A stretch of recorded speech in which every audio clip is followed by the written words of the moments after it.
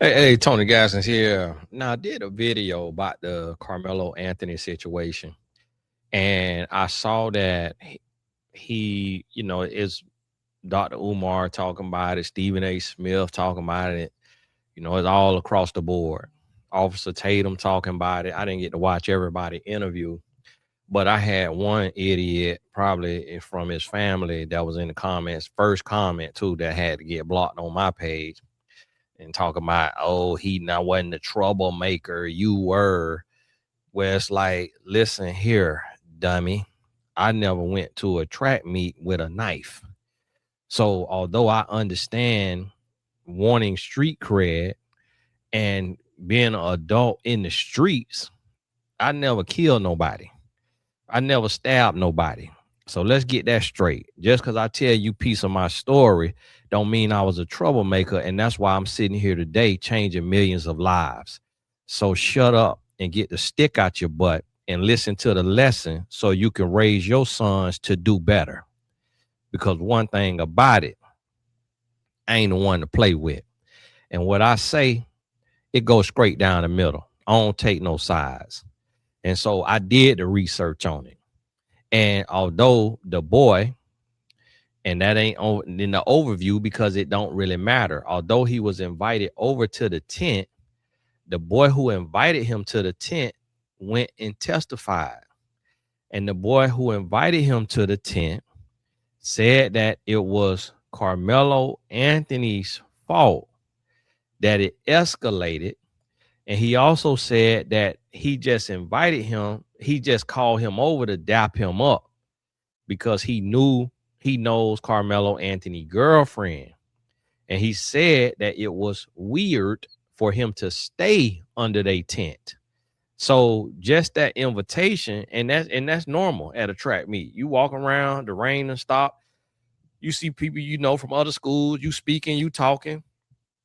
And he probably just figured he gonna stay up under there and talk. But at the end of the day, it ain't about what happened. It's about if you got sons.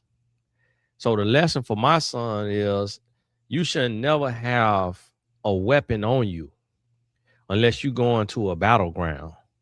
You go into a war ground. There is no reason for a weapon. And I'm not scared for my sons. I teach my sons conflict resolution, de-escalation, stay out of places you ain't supposed to be in. My son had a scare one night because he wear diamond jewelry. And it was late. He was coming home. He stopped at a gas station, used the bathroom, had to use the bathroom real bad, he said. And he said it seemed like the guys were trying to set him up. And we let him know. And I had to tell him, like, son, although that jewelry you got on don't cost what it looked like, because I know the plug, but somebody might look at your necklace and think that that's a $60,000 necklace, think that that's $100,000 necklace. And you a short, light-skinned kid that look like you from the suburbs. You don't look scary at all. So you got to be careful. You can't just be stopping at gas stations in the middle of nowhere with all this diamond jewelry on. And he learned a good lesson that night about flossing and flexing.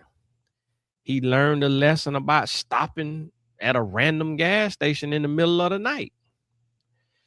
And when he told me, I was trying to ask him where the gas station was because I was going to drive by there.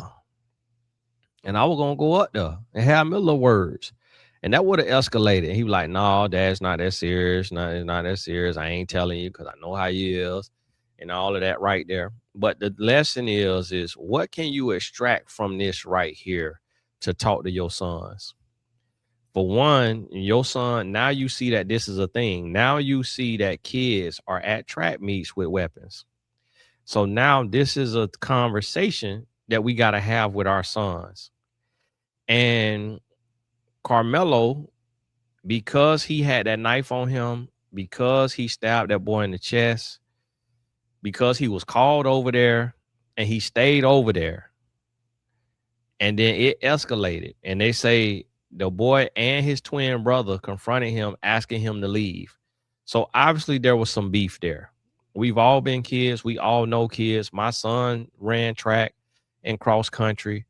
My wife ran Division I track. I ran track growing up. We know the culture of sporting events. I played football in college. I played basketball all through high school. We know the culture of sports. There is no reason whatsoever to have a knife on you or a gun on you or any type of weapon on you at a youth sporting event as a minor, especially. Some grown men have guns on them, and at a youth event. I know a guy from where I'm from who was shot and killed at a youth football game because he got into an argument with another dad. I'm here to tell you that if you are a man or even a woman and you have a weapon on you at a youth event, that is lame activity. That's lame-tivity. And you are not all the way there, and you need to get some help. Because if you feel you need to carry a weapon to a youth sporting event, you don't need to go to the event. So what y'all need to do is y'all need to make sure, especially if you sending your child by themselves to the event, because why wasn't his mama and daddy, if he's 17 years old, why wasn't his mama and daddy at the event? His daddy on camera doing all this talking and all of that, and I done seen his daddy. Why weren't you at your son track meet? Like, was 17? Maybe it was in the middle of the day while they was at school. Okay, maybe that was the everybody was at work. But the thing about it is y'all need to be checking your children backpacks, clothes, everything for weapons.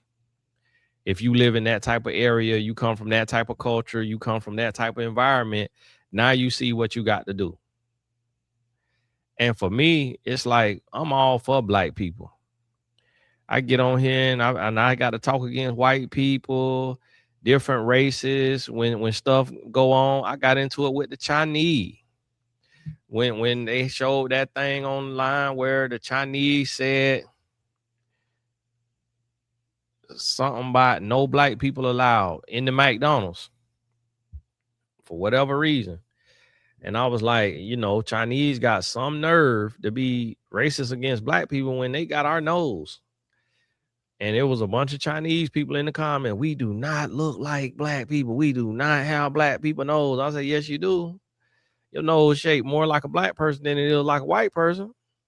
You look at an Asian person, they nose look more like mine than it do like one of them longer, thinner noses like the white people be having. And I'm like, what sense do it make to be racist? You look like a light-skinned black person. I'm like, that don't even make no sense. So I got to speak against whatever it got to be spoke against, and it just don't make no sense to me. And listen, thing, it's gonna be rare that I'm on the same side of like the ultra conservatives who like vote for Donald Trump and stuff like that. That's gonna be very rare. But I gotta call a spade a spade. And the thing about it is, it's like I would never, even if my son asked somebody, a boy from another school, hey, can you leave our tent? Can you leave from up under our tent? This our school tent. I would never in a million years. For one, I would be teaching my son, mind your business. Like, mind your business. Like, the boy sitting under the tent. Did you buy the tent? Is it your tent? No. Mind your business. The boy under the tent, leave the boy alone. Love your neighbor as you love yourself. I'll be teaching my son that, for one. But two, I would never expect, if my son did that, for him to be stabbed at a youth event. If he was in the club, I would expect for him to be stabbed. If he started something in the nightclub, 18 years old and older, I would expect for him to be stabbed. I would understand that, because you in the wild, wild west, you in the jungle. But at a youth sporting event, nobody send their child to a track meet and expect their child to leave in a body bag. And that's what y'all ignorant Negroes need to shut the heck up, because y'all making us all look stupid and dumb like some monkeys got out the darn zoo, when you can't look past your freaking color and look at the fact that a child lost his life to knife violence at a track meet. How stupid can you be?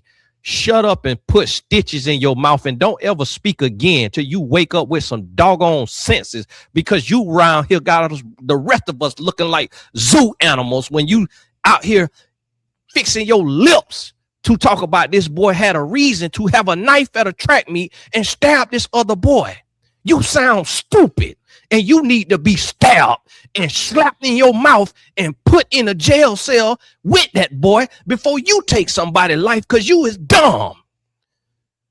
I had an idiot over here in my comments talking about, oh, I see you don't know what you talking about. He was invited to the tent. Okay, so that mean a child supposed to lose their life because he got invited to a tent with a hunting knife? You sound stupid. And so, yeah, I let y'all know that I ain't all the way there, that I will slap the teeth out your mouth. And so that's what I'm trying to help you understand.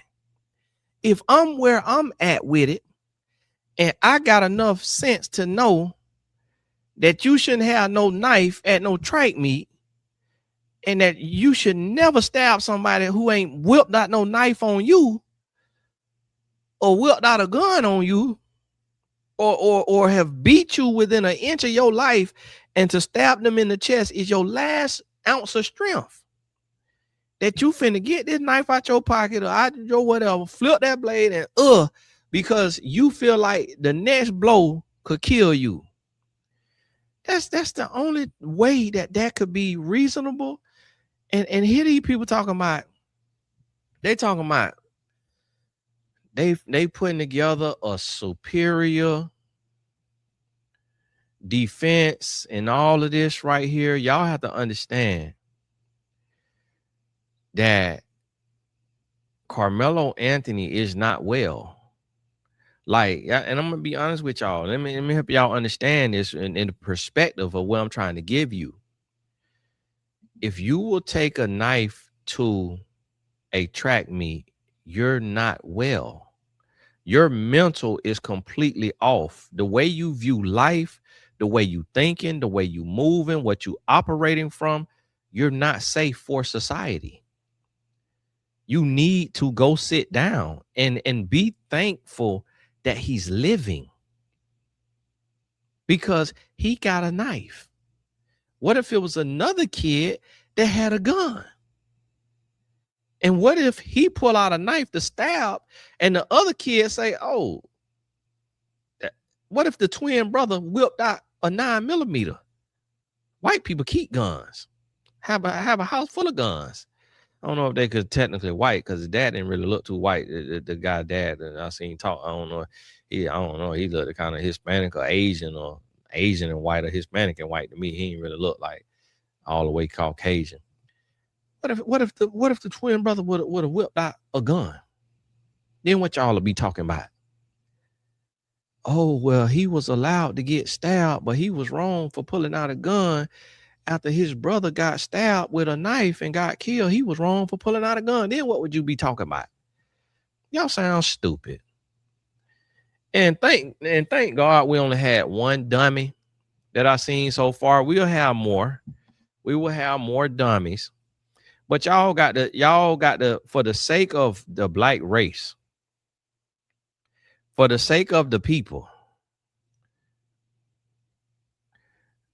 it's like y'all got to have more sense than that. And y'all got to be able to realize and understand, like, what do any of that matter? Oh, he got invited to the tent. It's like, okay. And so my thing is too, is like, buddy who invited him to the tent testified against him, Eddie Para. So my thing is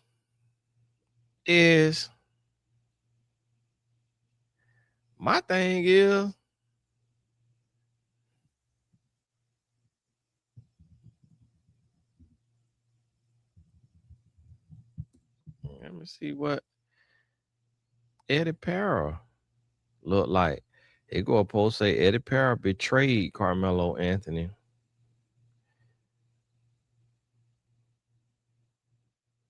And so here go the thing. It's like,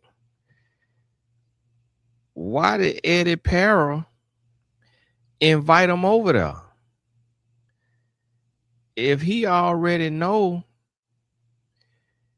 the boy girlfriend, my thing is I'd be looking into Eddie Para. Why you invited him over there? Did you know he had a knife on him? Did you know he had beef with your teammate and his twin? Because see, Eddie Para went to Memorial. Carmelo went to Centennial. So I'd be looking deeper into Eddie. Eddie, what you had to do with this? Did you set this up? Did you know what was finna? And here go my thing is, it's like, okay, Eddie, if you invited him over here, why you don't remove him? If you see his teammates, your teammates don't want him into the tent, why you can't say, hey, bro, hey man, let's just leave, bro. Like, I'll leave with you. But see, this is how kids think.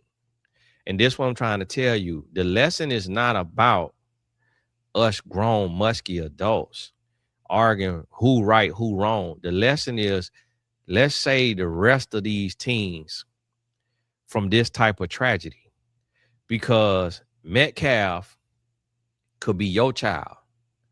Carmelo could be your child. That's the point of this, is that you get the lesson so you can help prevent this. So now you know, and this is the thing, all that huffing and puffing and all of that right there, huffing and puffing that your child gonna be doing, like, I know, I'm not dumb.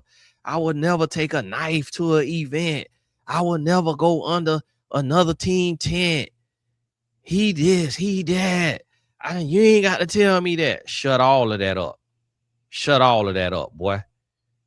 Shut your behind up and sit down and listen to what I'm doggone telling you before you walk out of here missing your two front teeth. Because I'm trying to make sure you come back home. You don't know it all. I'm finna tell you. This what you got to be prepared for. And I don't want to hear no back talk. You got to talk to your kids. Because see, this is the thing. And a lot of people want to do all that gentle parenting and all of that until you got to carry your child in a casket. Until you got to carry your child in a casket, then you're going to wish you would have been parenting a little tougher.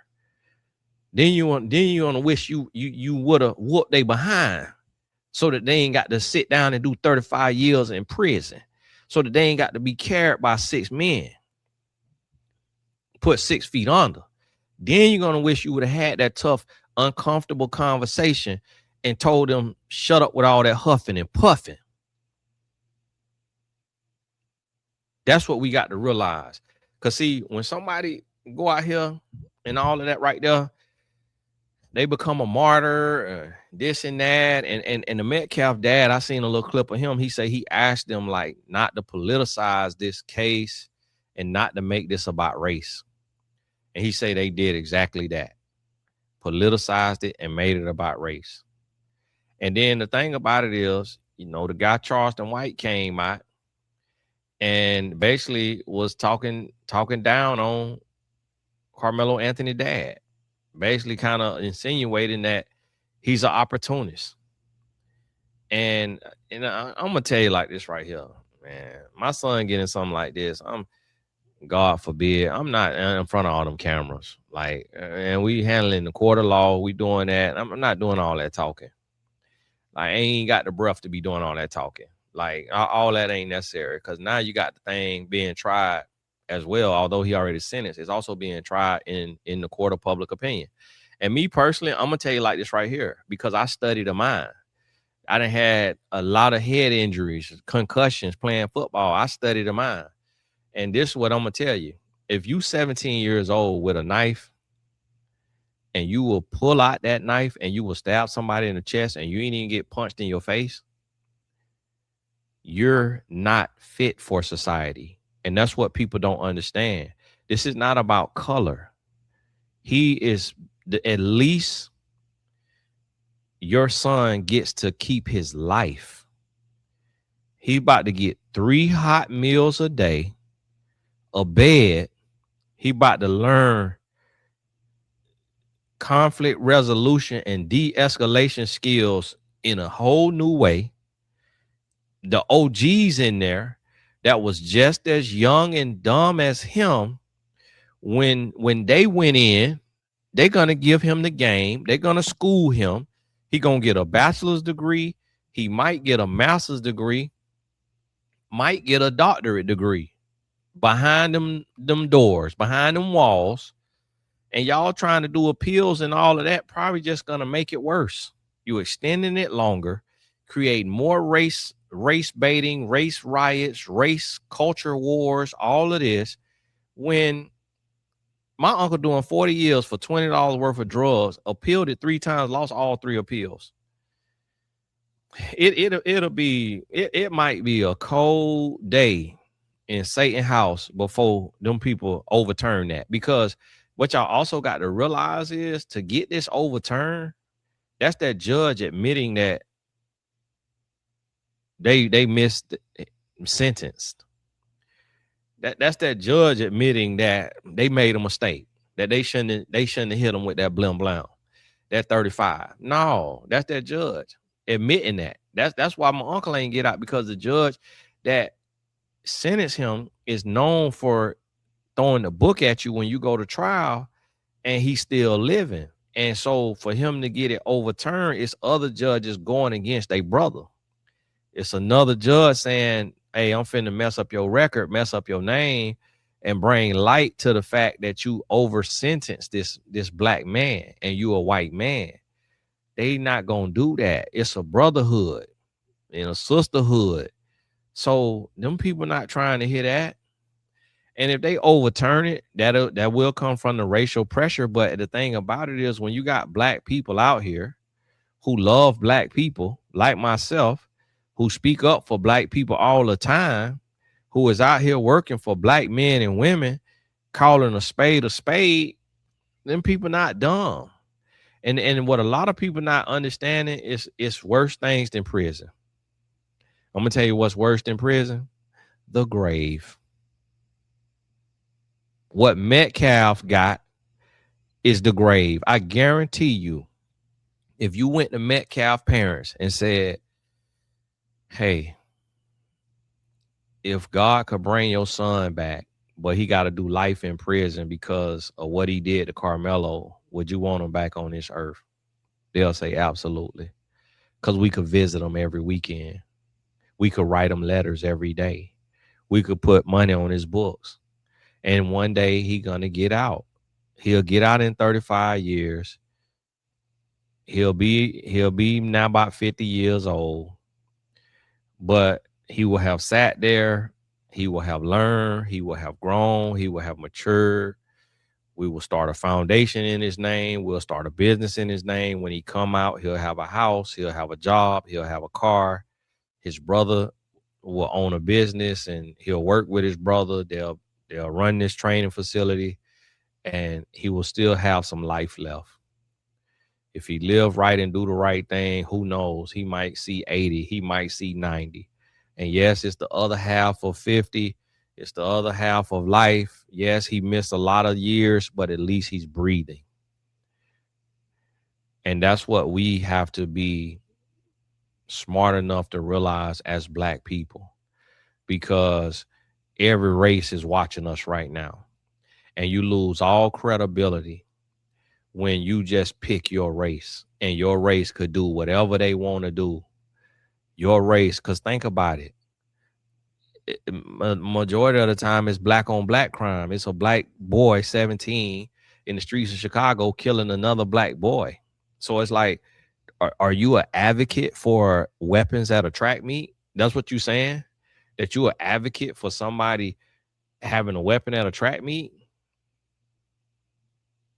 You an advocate for somebody stabbing your child because your child got in their face and put a hand on this person to move them, to physically move them, to physically evict them from up under their team tent, you are advocate for your child getting stabbed and killed?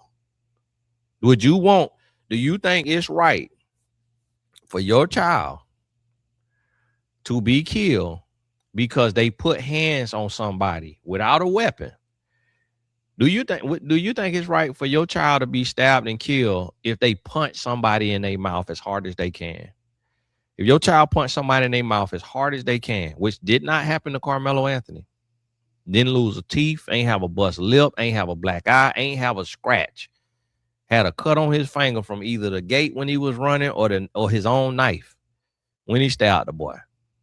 Probably cut his finger when he was flipping the blade out. So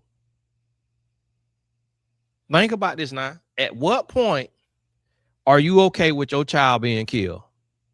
How much your child got to do for your child to lose their life? And then listen to how stupid some of these people sound. Like, I don't want my son to be killed if he done beat a boy, done put all kind of paws on him, then hit him with an 8-piece nugget, 10-piece nugget. I still don't think he should be killed. Should the boy fight back? Absolutely. Can the boy whoop his behind? Absolutely. If you could whoop him. Teach him a lesson. Beat the brakes off of him too, because he shouldn't be beating on you. I'm okay with my son learning a lesson.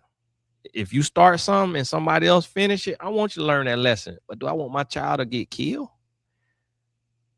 at a track meet? Absolutely not. Like, if my son go jump in a gang and he get jumped in and he join a gang, I'm already setting, I'm already putting money aside. I'm putting life insurance on him. I'm already preparing for his death, because I know what he's going to. You going to the streets, you going to die. If you go into the streets, you going to die, or you going to do prison for the rest of your life. Like Lil Durk and them on trial and all of that out of Chicago. The YSL boys out of Atlanta was on trial. These guys is facing trial and stuff, and they facing murder charges, and they done become rappers and made millions and millions and millions and millions of dollars, and still got to deal with the law. It's like, you sign up for the streets, you signing up to die or to go to prison. Nobody send their child, nobody put their child in track and football and expect for their child to lose their life under any circumstances at a youth athletic event. And if any person thinks that young man was justified to take the life of that other young man at an athletic event, this wasn't a turf war of between the Bloods and the Crips. This wasn't a riot. It wasn't a race riot. He wasn't jumped on like people trying to make it out to be. That darn Dr. Umar is talking about they jumped on the boy and they fell on his knife. What? At that point, you lose all credibility. Can't nobody believe nothing else you say. Can't nobody believe nothing else you say from that point right there. Now you black blind. Now you race blind. Now because you are a particular race, you all of a sudden agree that your race could do no wrong. And that's when you can no longer be trusted. And if you notice that Dr. Umar, he justifying this murder. He justifying and okaying that Cheyenne Bryant was doing therapy as a therapist, but then calling herself a life coach. So now it's okay because she called herself a life coach. But when people hired her for therapy and took therapy level problems and issues to her that she was not qualified or prepared to deal with, and she gave them advice that she was not trained and licensed and certified to give, and that is fraud. And now here this man is out here, Dr. Umar, running his mouth again with no wife, over the age of 40, running your mouth. You need to shut up. Men over 40 without a wife, You shouldn't be online giving advice. Run you a business, become a millionaire. Don't give no advice. Don't give advice online. Live your life. I ain't got nothing against you. I ain't got nothing against you. I ain't got nothing against you. Live your life. Live your life.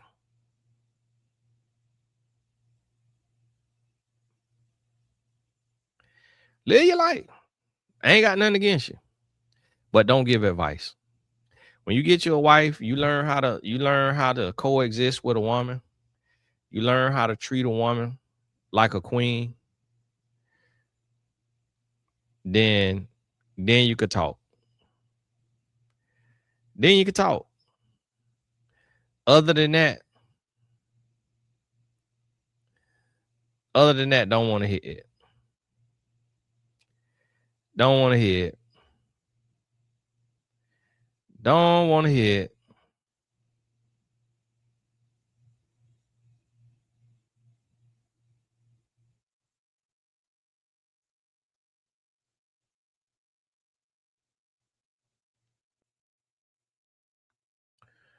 So listen, it's unfortunate. It's unfortunate that the situation is what it is. That it happened like that.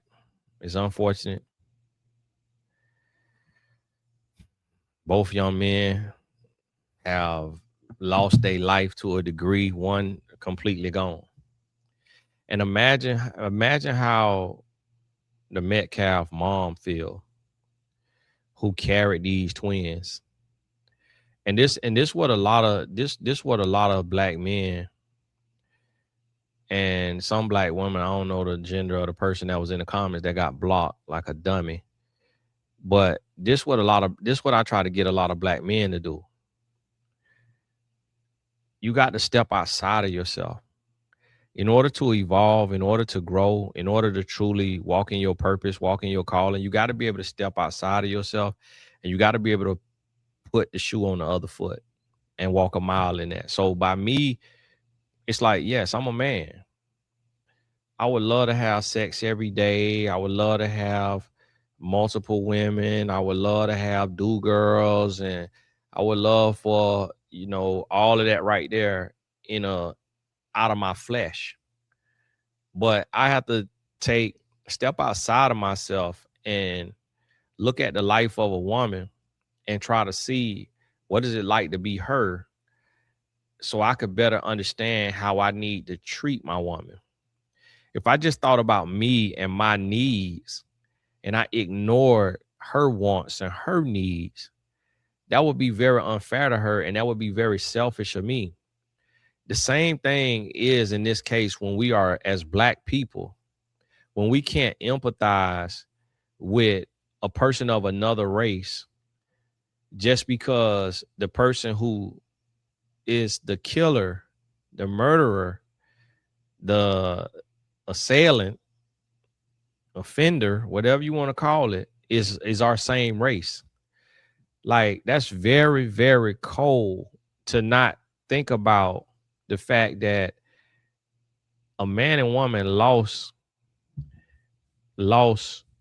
their child at a track meet where they never in a million years do you think of, I'm a parent of two athletes, never in a million years have it ever crossed my mind that my sons could be stabbed at a youth athletic event. Never in a million years. Until now, I've never even thought that being remotely close to a possibility. So it's like Satan used Carmelo Anthony to create a racial divide in Texas and throughout the country. And I think most sensible black people know that, yes, you should defend yourself. If somebody hit you, you got the right to hit them back. But you hit them back equally. Meaning if they slap you, you slap them back. They punch you, you punch them back. They kick you, you kick them back. You got the right to defend yourself. But to escalate something to the point of murder when you were nowhere even near in danger, and you already, especially when you black, and no offense to the white people, no offense to the white people here, but I'm talking to the black people. When you black, you already superior to a white person when it comes to physical strength, athleticism, quickness, just the warrior mentality. Like I'm watching FIFA. As a matter of fact, I need to turn it on because my wife said Cristiano Ronaldo done scored 2 goals. So I'm watching FIFA and I'm looking at and I'm telling myself, I say the future of soccer is black. Like almost other than just like the really, really, really white countries, a lot of these teams is full. It's some teams, of course, that's all black.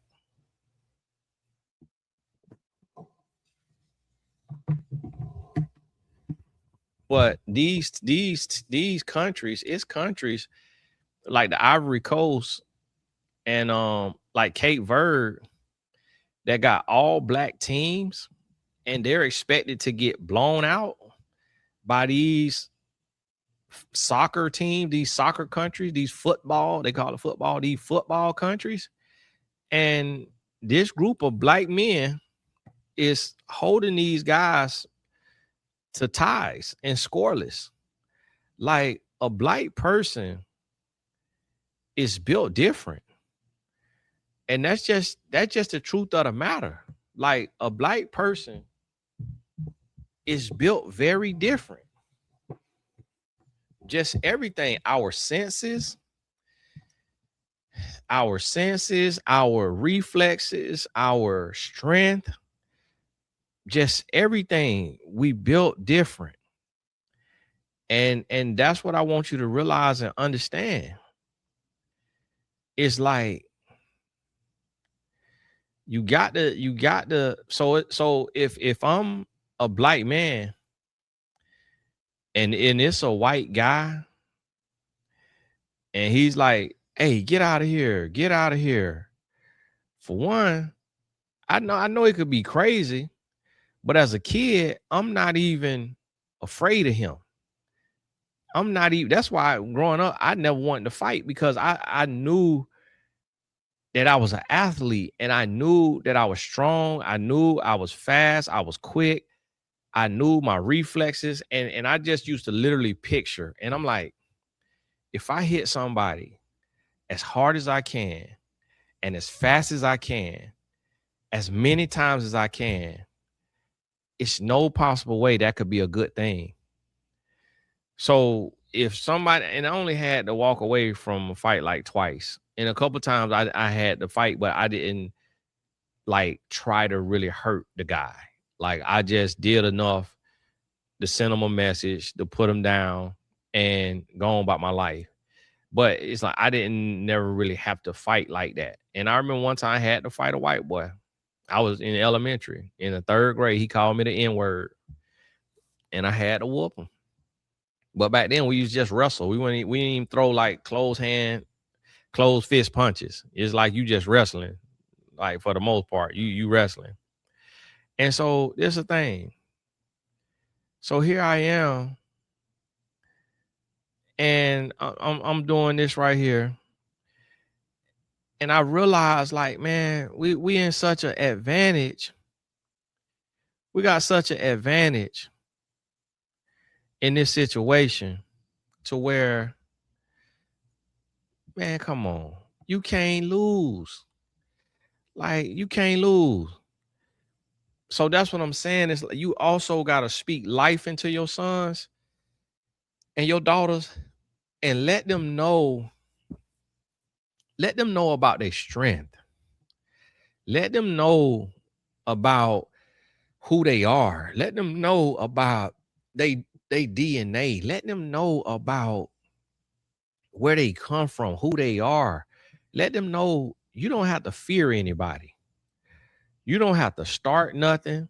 You don't have to prove nothing. You should have no fear. Treat everybody with love, treat everybody with kindness, de-escalate the situation, be the bigger person, walk away.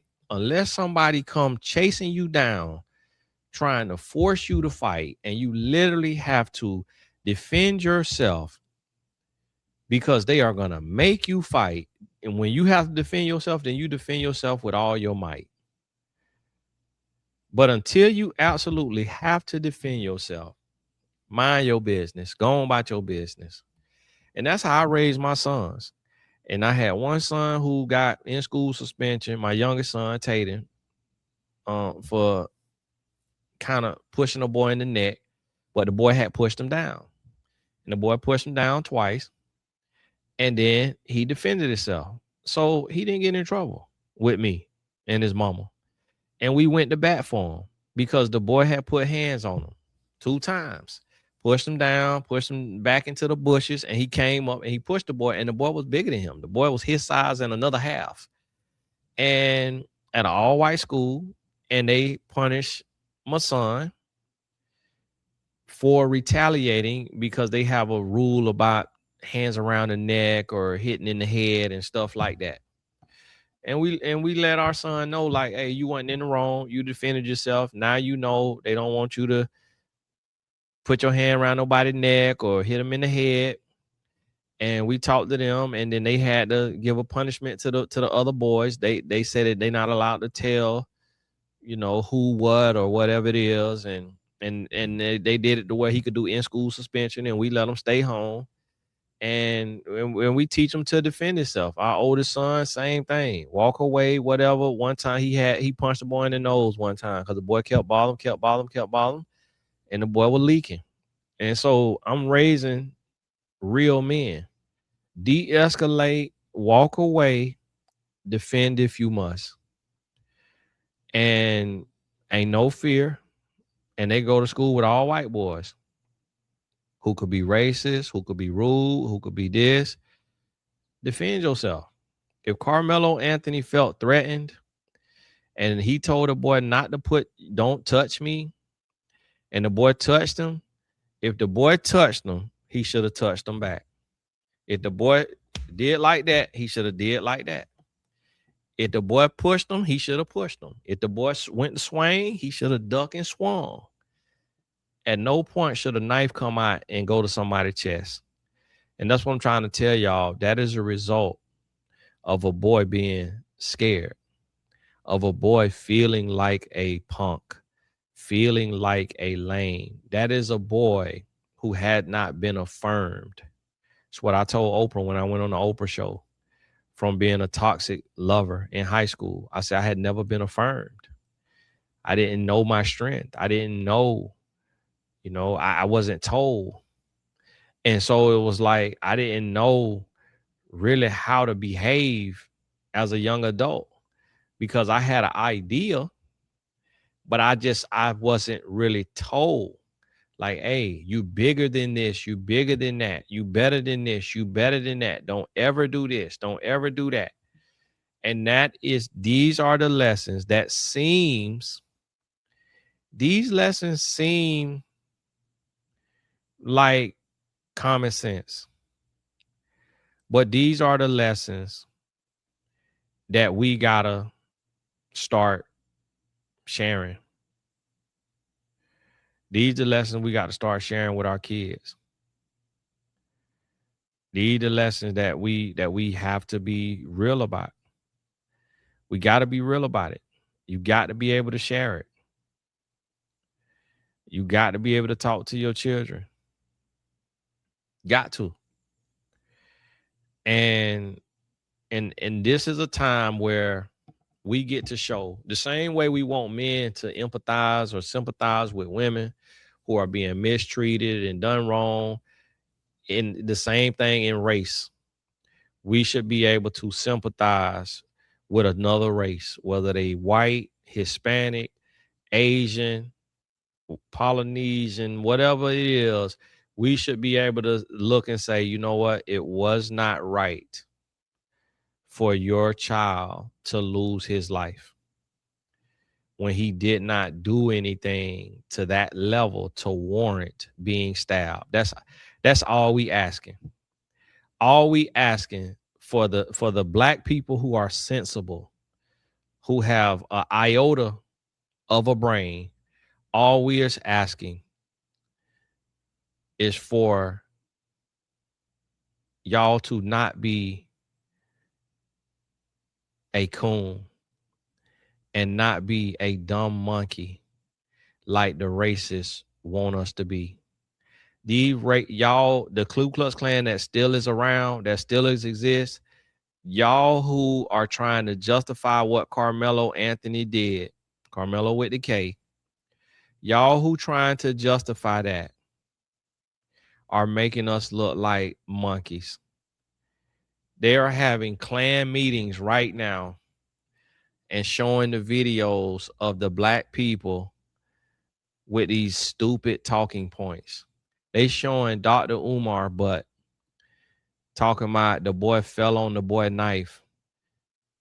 Umar, why did the boy have a knife? Why was the knife pulled out of his pocket? Why was the blade open? If he fell on the knife, how did any of that happen? Like, listen to what your doctoral behind is saying and shut up. Stick a dill pickle in your mouth and hush. Don't say another word. You're making us look like complete buffoons. You sound stupid talking about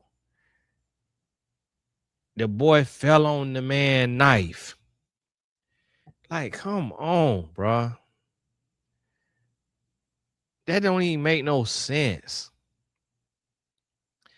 And if somebody fall back and they got a knife in their hand and somebody fall on top of them and fall on the knife, they falling. They see the knife. They gonna put their hand on top of the knife, or they gonna push the knife, and you're not gonna fall with enough force for it to kill you. You have to be stabbed with force, with real force, to lose your life. And this is what they trying to talk about. They talking about that Karmelo was a straight A student, saved 2 kids from drowning, captain of the football and the track team. Okay, and that make it even worse. It's like y'all saying that make it even worse. That mean he was living a lie. That mean he wasn't who he portrayed himself to be. Because if you're a captain, you're supposed to be a leader. The captain diffuses the situation. The captain is cool with the other schools. The captain can go over and talk to the other captain under the tent. Like, what's up, boy? Hey, y'all doing good, man. Y'all keep y'all head up, man. Y'all keep grinding. But hey, wait till the rain stop, boy. We got to put that thing on you now. Hey, what's up with you? All right, yeah, we gonna see. That's what the captain do. The captain not walking around strapped with no knife, with no hunting knife. Like, y'all making it worse. Trying to do this character assessment, trying to out there trying to build a character and all that. Now it make him look more unhinged. Guess what?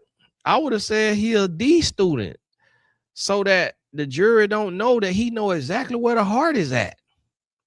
Straight A's, you know what side the heart on. Dummy.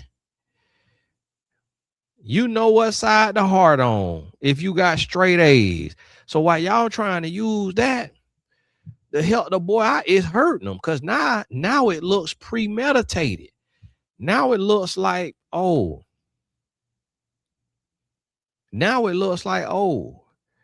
he got beef with the twins at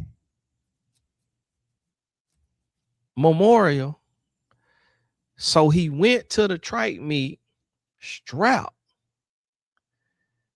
Had Eddie invite him over to position himself, knowing that the twins got beef with him and was gonna try to make him lead a tent because they don't get along.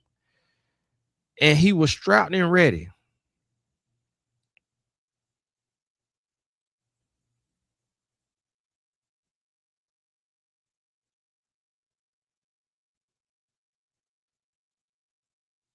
Y'all forgive my wife text me.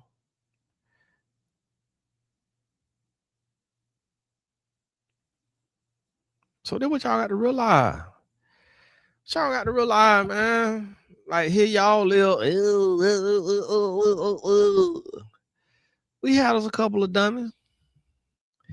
And then be arguing about the wrong stuff. Oh, he was invited over there. Okay, so that means he should have been friendly then. Like if you got invited over there, you ought to be friendly. Now you definitely need to be friendly because your friend is on their team. Y'all making it worse. Y'all making it worse. Like it'd have been better off to just leave him as a op. But now you got a friend on the team and you finna stab. Oh, you completely unhinged because the person you stabbing is your friend teammate. Now that's a double violation because if you my dog, if you my homie, and you on the team with their boy, I know that's your teammate. I know y'all practice together every day. You around him every day. So if I'm finna stab him, I'm taking your homie out too. So Eddie, you need to answer a few more questions. What you had going on in this right here, Eddie, now? Cause now you 18, now you a grown man. Now you grown. Now brain ain't fully developed, but we need a few more answers about you, Eddie. Cause you the link now. You between the two. Did you run the play? Did you set up Metcalf? Like, hold on now, Eddie. And then they saying Eddie got up there on that stand and switched on Karmelo. Friend like that, you don't need enemies. Friend like that, you don't need enemies. I read what they said. They said Eddie said it was weird for Karmelo to stay over there. It said that Karmelo was not formally invited. He was walking by and Eddie just spoke to him to dap him up. And he came over to dap Eddie up and they was talking and Karmelo just stayed is what they tried to say. So they flipped the whole script on the young man. So now you looking worse. It's like, bro, I'm gonna tell you like right here. I don't throw good money out the bag. I got people in prison that want me to pay for appeal, retainer for the lawyer, and the way I am is nope. You shouldn't have been in that environment. You shouldn't have been. The only way I do that is the trouble came to find you. You had nothing to do with that environment. You had nothing to do with nothing. The trouble came to find you. You was completely innocent. None of the story add up. You got that blim blam because of racism. That's the only way I put some money up for a lawyer. Outside of that, and I'm gonna tell y'all something. Like my uncle is sitting down, and I remember. Can't remember who it was, but my dad or somebody was saying that it was guys coming over to my grandma's house looking for my uncle because they said that he had a drug addiction and that they would pay him money to fix their car because he was the neighborhood mechanic, and that he would take the money and instead of going and buying the parts that's needed, he would take the money and go buy drugs and get high. And I remember men coming by, bamming on the door, man, looking for my uncle because they hadn't paid him $100, which, back then, 20 years ago, it was a lot of money. $100 still a lot of money today. $100, $200, $300, $400, whatever it was. And they'll be coming over for weeks and their car still ain't fixed. And my uncle would have their car sitting out in my grandma's yard. The car still ain't fixed. And I love my uncle. Sent him $50 last week. But I honestly believe that him being in prison is what has kept him alive. To where, yes, he's not in the free world, but going down the path that he was going and with the amount of death threats that he started to get because people don't play about their money, he could have within 5 years been dead. And it's much better to be alive and breathing behind bars than to be dead. Because if it wasn't, then everybody who get a prison sentence would just take their life. It's much better to be behind bars. And my uncle can attest to that because he has not taken his life. As much as he want to get out, as much as he hated, he happy to be breathing than to be dead. And that's what y'all got to realize. This is unfortunate for Karmelo. It's unfortunate for the black race. It's unfortunate for the white race. It's unfortunate across the board. But at least Karmelo got another chance. At least he gonna get to see sunlight. At least he could possibly get out somewhat early. He could get out. He could do 80% of it or whatever the law is in his place. And at least he can get out. But guess what? Metcalf lost his life over an argument that got out of hand. Metcalf has lost his life. But and what hurt me even more than Metcalf losing his life is his twin lost his twin brother. Imagine being a twin. Like, I can't even imagine being no twin. Like, me personally, if that was my twin, I would have been on some Samuel Jackson, A Time to Kill type of energy. Because like, now I got to live without my heartbeat. I got to live without my brother. I got to live without my twin. Like me and my twin, we football together, track together, baseball together, soccer together, like shared a bed together, like did everything together. He inhale, I exhale. Like, this my twin. You done took the life of my twin. Like, it's bad enough just your sibling lose their life. And this is an opportunity. And that's what Metcalf dad said in the thing. He said that he went to them and said, listen, this is an opportunity for us to come together as opposite races and show that this is not a race thing. Like, this is an opportunity. I understand. Like, I've lost my whole son. Like, my whole son dead. And I'm willing to forgive your son and to show that this was two young men who acted irrational. And one of those young men, which happened to be my son, lost his life. And I just heard a little bit of Karmelo dad, and I could tell that something off with him. Because it's like, bruh. And then they talking about the man said watermelon felon or something like that right there. What you got to realize is you don't know if watermelon felon came after he was disrespected or called a racist or just completely brushed off about the thing, because he's saying that that's gonna get out there. Somebody gonna hear about that. And I saw people in the comments.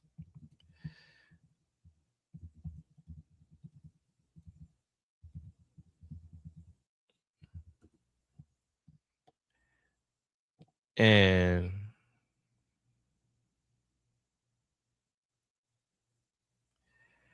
see, during a podcast appearance, he unprompted referred to his son's convicted killer, Karmelo Anthony, as a watermelon felon. He made the controversial remark while sarcastically addressing internet users who had accused him of racism, stating he was giving people exactly what they were looking for. And that's the thing. It's like, y'all talking about a man comment when his son died, when his son was murdered.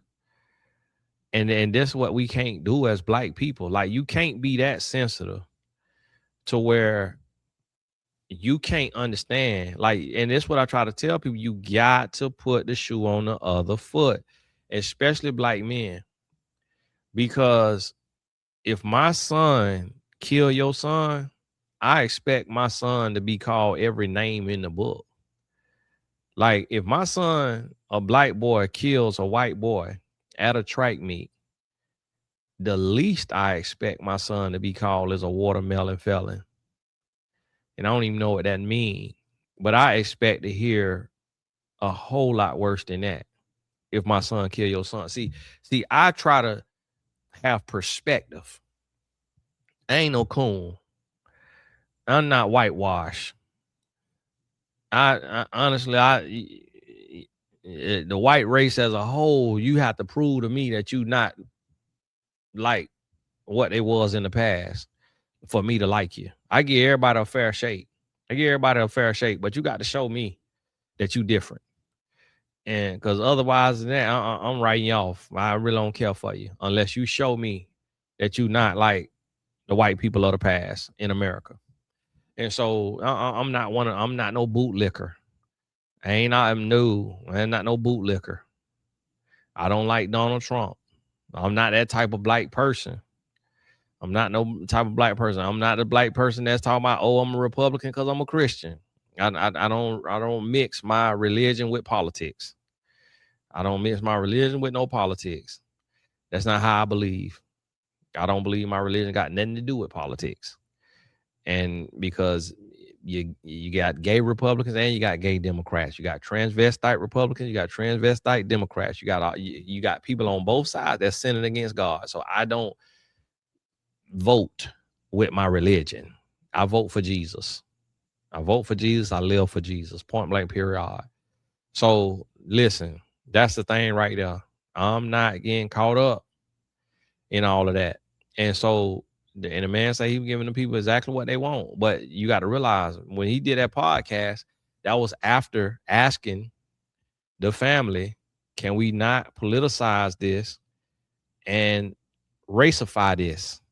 Can we make this just what it is? Two young men got into it and things went too far. And I'm willing to forgive y'all son and lock arms with y'all and show that we both are fathers who sons have lost their lives.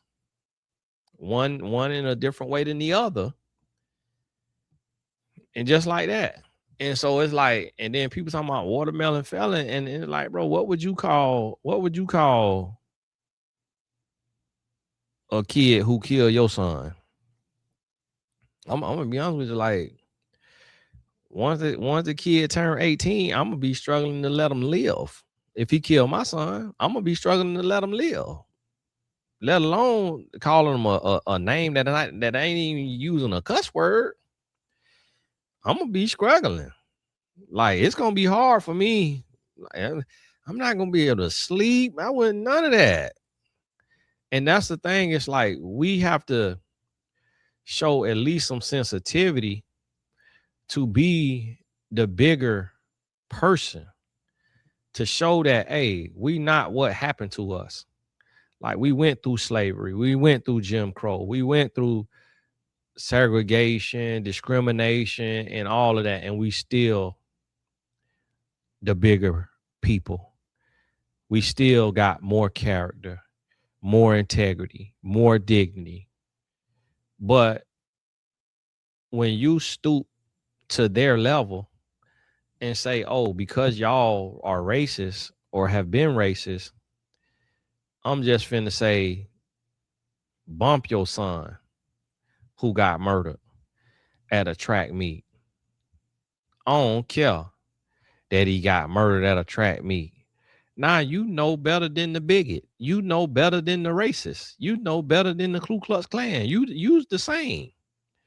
You just as racist as they is. You know better. This is an opportunity where we are able to come together and say, listen, Karmelo made a very stupid decision. And he got the punishment that he needs because at least he gets to sit down and learn from his decisions. And he will get out with plenty of life left. He'll get out with half of his life still left. But for the time that he is volatile, for the time that he is mentally unstable, for the time that he's emotionally unregulated, and he cannot think critically, and he cannot process his emotions and not kill somebody, for that time, he will be behind bars and away from civilization. Because what y'all don't realize, if Metcalf wouldn't have become his victim, somebody else would have become his victim. Because in order to kill, you have to be in the mindset of killing. See, the thing about it is he took a weapon to the tent. He had a weapon on him. He didn't kill him with his bare hands. This would be a complete different conversation if Metcalf put hands on Karmelo and Karmelo punched him or killed him with his bare hands by throwing a barrage of punches. This would be a completely different conversation, because that would show that there was no premeditation and that you reacted in the heat of the moment, and you had more power and more strength, and you were able to take the life of another teenager with your bare hands. In that case, and let's say it was one hard punch to the temple, this sentence would probably be 10 to 15 years, maybe 25 max. Because then, okay, you got hands put on you, you put hands on him. But when hands is put on you and you put a knife blade on him, your argument is out the window. Your argument out the window. And there's not a court of law or a jury in the world that's finna let you off for that, because it just don't match. And them jurors got children. Them jurors were teenage athletes at one point. Them jurors have gone to track meets, basketball games, football games. Them jurors have perspective. And so it ain't just a lynch mob saying we want to ruin and derail this young black man's life for murdering this young white man. No, it's you are not fit to be in society if you cannot process and you cannot think critically enough to know that you should never take a knife to a track meet, and to know that you should never stab somebody because they put their hands on you to remove you from their team tent. Like nothing justifies stabbing somebody unless they about to kill you. And that is why Karmelo was boohoo crying, because he knew he was wrong. And I'm going to tell y'all something that a lot of y'all not understanding. Karmelo wanted stripes. He wanted street cred. He wanted clout, because the police literally was talking on the radio and said, we have alleged killer. And Karmelo said, I know how it goes. I'm not alleged. I did it. That is a clear sign of somebody who is either mentally deranged or somebody who they want this body on their record. And I'm going to tell y'all something that a lot of men won't admit to and a lot of women won't understand. When you listen to this music, it really make you want to kill. When you listen to Lil Durk, Lil Tim, Rondo, NBA Youngboy, Julio Fulio, King Von, when you listen to that music, it make you want to kill. It make you want a body. It make you feel like less than a man because these guys got bodies and you don't got bodies. And a lot of men not going to admit to that. Like, it make you want to sell drugs. It make you want to move pounds.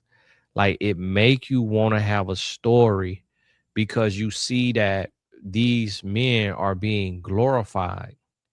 They're getting glorified for murder and for drugs and for gangs, and they get all of the women, so many beautiful women sleeping with them. Every guy want to be around them. Every guy glorifies them, idolizes them, pedestalizes them. And if you're not smart enough, if you're not mature enough, if you're not wise enough, you will want,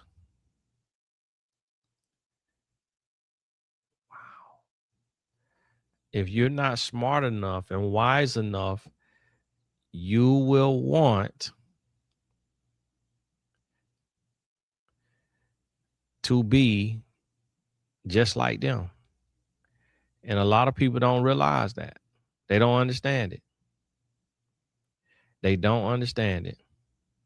And that's what I try to tell y'all. Like, it's a mindset. And that's why you have to be careful. Ooh, it's like he could have broke his leg. You have to be careful. This Ronaldo.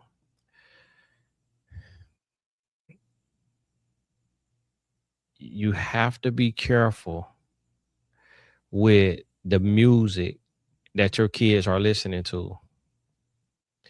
And people don't understand the mind because people don't study the mind. So people don't understand how real the mind is. So I'm like, Tony, just watch the game. No, I got to work. I got to work. Touch it. Touch your nose. Touch your nose. I could do both. Touch your nose. You're not me. Tell the Lord thank you. And so 2050, go yard bag. Yard bag. So guess what? You listening to that, where all my scamming ends at, your daughter starts to want her a scamming end. She want her a scamming end. And she don't care that he risking his future, that he gonna go to prison. He's skimming these credit cards, and he goes and he buy her a go yard bag. She want her scamming in. She not playing. I seen a woman post a reel that said, I would rather my husband sell drugs or do fraud than for us to be broke. And guess what? That is the truth. That is the truth. And a lot of people don't realize that. A lot of people don't realize that. That she mean that. It looked like a joke now. It looks like a joke. But she mean that. You know why? Because I see so many women who got careers and they with a dope boy. They with a scammer. There's a lot of beautiful, fit, smart, sexy, strong, whatever terminology you like to use. I don't think they're sexy now. And they with a scammer. They is with a dope boy. I done coached a lot of women. And I'll be like, well, what do you do? And I'm like, well, Tony, don't get mad at me, but he sell weed. I'm like, how old is he? He 43. He 38. He 35. I'm like, what? What? D-roll? What in D-roll? Like, he do what? Ma'am? Are you kidding me? I'm like, why are you with a guy who sell weed? Like, this makes no sense to me. Why are you with a guy who sell weed?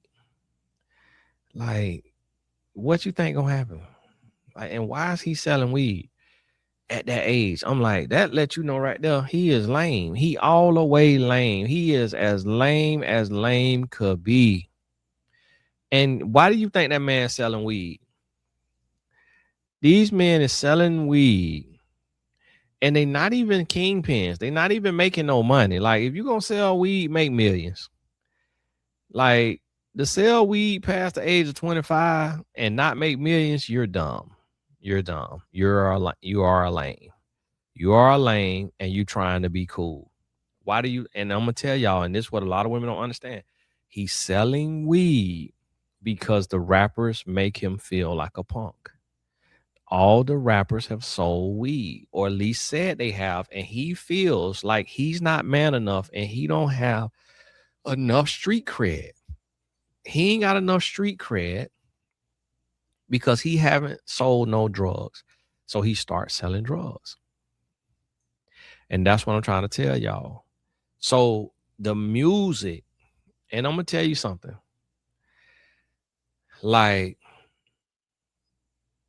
you got 18 years, almost up to 18 years. Walk in love with your child, don't provoke your child. But you got 18 years to indoctrinate your child. You got 18 years to dictate with your child. And use that time to, like, in my wife's car, she drive Tatum, she listened to gospel music. She listened to Christian music. We don't really listen to a lot of the black music, because a lot of the black gospel music, because they climbing on the rough side of the mountain. And so it just, where God has us in our life, we can't relate to pain and struggle and all of those things. So we don't put that in our kids' mind, because we in a different place.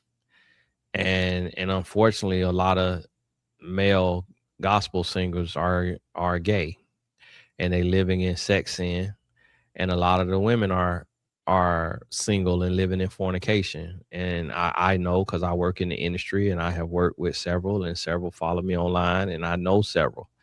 And so I understand where a lot of them, I know them personally, and I know where they singing from, and I know where they spirit at. So for me to know is different. Now on the other gospel channel, they singing praises to God and thank you for being you. You're amazing. Life is amazing, and I'm happy to be here, and I love you, and I'll tell my story and this and that. And it just be a little more upbeat, and it just be a little more, your heart sing a little more. You be a little glad. And so we listen to that. And Tatum have his songs that he love. And T know his songs. And then T got into the rap music, and just me not wanting to be that dad. And I was already hard on him in every way. I let him listen to it a little bit, but it was several times I made him delete his whole playlist. If I saw his energy changing, anything shifting, delete that whole playlist. You can't listen no more rap. And he always been into just like the dark stories, like the villain stories, Joker and what he went through and stuff like that. And that come from reading fiction books growing up, and all the stuff that be in them fiction books, and that mind becoming a playground. So I have to talk to him a lot, because he struggles more mentally with confidence and things of that nature than Tatum does. And so we raising Tatum even different. We learned a lot. We had T. I was 23, my wife was 20, and then she turned 21 before I turned 24, of course. So we 2.5 years apart. And so we raising Tatum even different. We teaching him, and we even more, strict about the things of God, and just his personality, his energy, and those things, for that very reason. So you have to take this, and you got to realize that these families have been changed forever with what happened with these young men, and that this can be anybody. And so instead of being in your feelings, you got to get a lesson from it. Now I got to go. I got to coach. It's 2:30. God bless you. Keep your head up. All the important links in the description. Boys Summer Program got a trip coming up. Booked our Airbnbs. Thanks to y'all. Thank y'all so much for supporting us on that. Was able to book pretty much almost the whole Airbnb. Had to come out of pocket a little bit, but flights is next. So thank y'all for the support. God bless you. Keep your head up. If you single, make sure you get on the datesintheapp.com. Also was reached out to by somebody who I recently spoke about, and they saying they got some more details, and I don't know the full story. So I might get those details and may share them. Maybe we'll see. I might have to, if I do an interview with them or something, or share those details, I might put it on the Blessed Tribe Unfiltered. You'll see the join button up under there. But God bless you. That's dealing with Jamal Bryant. You know, it's not him. Somebody reached out to me concerning some of his situation in business. I guess give me more insight and facts on what I was talking about, because I'm speaking from reading from the outside, looking in and reading what I could read, just like everybody in the media do. But hey, God bless you. Keep your head up, and we'll talk soon.